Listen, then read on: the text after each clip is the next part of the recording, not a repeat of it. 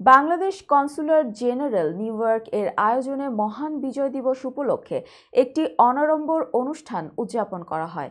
Millennium TV USA ও millennium news 24 প্রতিনিধি মুজাহিদুল ইসলাম এর তথ্যচিত্র থেকে জানা যায়, অনুষ্ঠানে উপস্থিত ছিলেন কমিউনিটির নেতৃত্ব স্থানীয় ব্যক্তিবর্গ, যার মধ্যে উল্লেখযোগ্য অ্যাটর্নি মঈন চৌধুরী, ডক্টর মুজিবুর রহমান, আনিসুজ্জামান খোকন।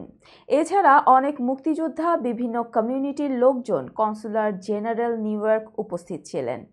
আয়োজনে বক্তব্য রাখেন Moin Chowdhury, Anisuzzaman Khokon, doctor Mujibur Rahman, Abdur Rahim, Abdur Rahman, Abdur Rouf, Jacob Milton, consular general জনাব Nurul Huda, second consular general জনাব নাজমুল এহসান, ফার্স্ট সেক্রেটারি সাদিয়া রহমান।